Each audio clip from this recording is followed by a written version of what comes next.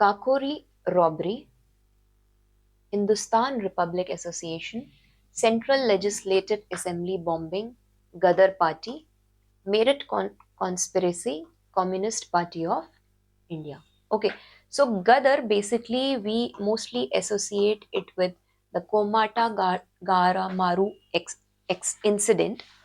What happened over there, that lot of people Indian origin, they had went to Vancouver in Canada, and they were not allowed to enter the territory, and they were sent back, and then they were open gun fired, right? And that led to formation of uh, that led to more strengthening of the Gadar party, the activities of Gadar party.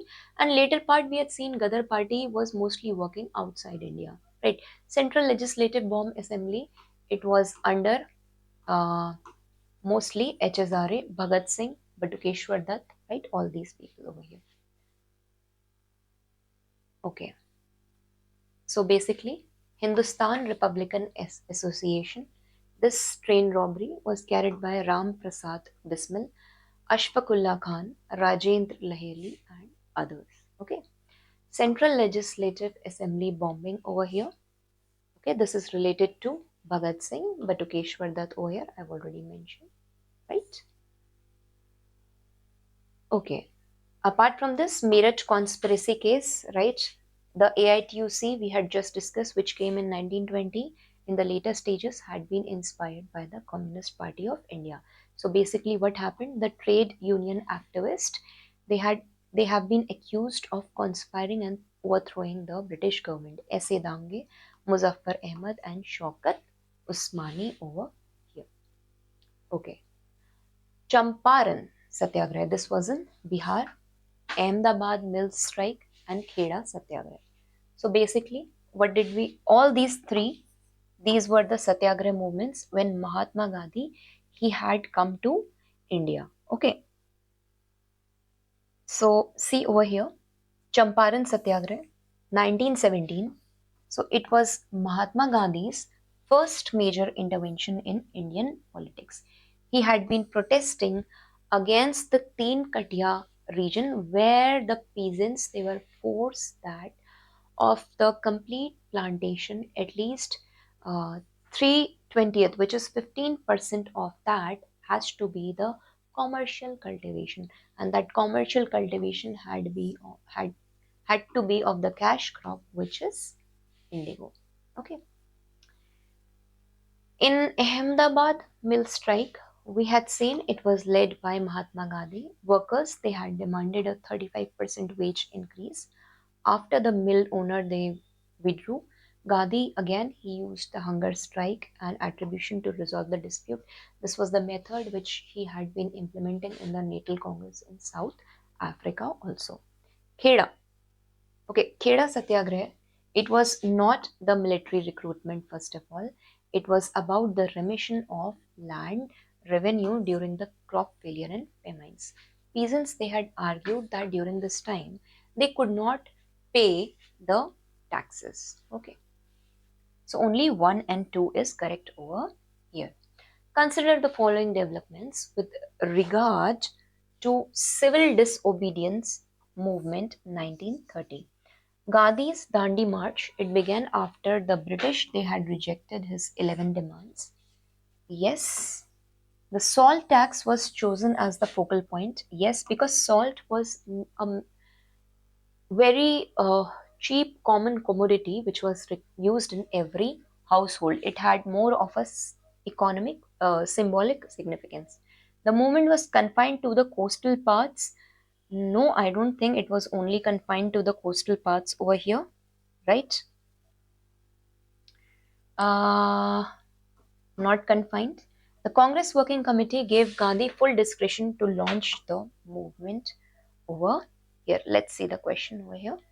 Yes, Gandhi has presented the 11 demands over here.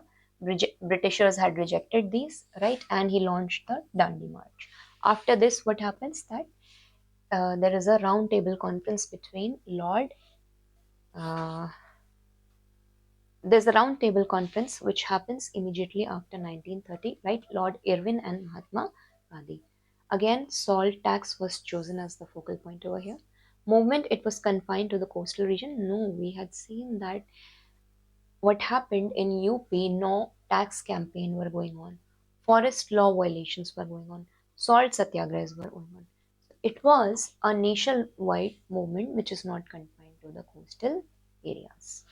Okay? Yes, the Congress Working Committee had given a full support over here.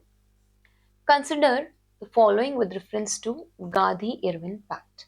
It led to unconditional release of all the political prisoners, including those involved in violence. It said about release, but not those who were involved in violence. So basically, this was about, they were technically talking about release of Bhagat Singh over here, right?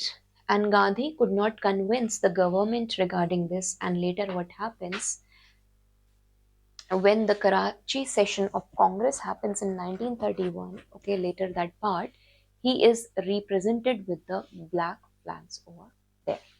So, first statement is absolutely wrong over here. Gandhi agreed to suspend civil disobedience movement and he attended the second roundtable conference. Britishers, they agreed to allow peaceful picketing and salt making for personal use.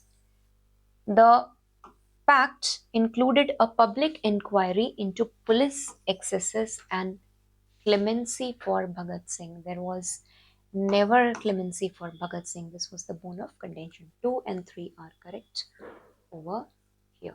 Okay.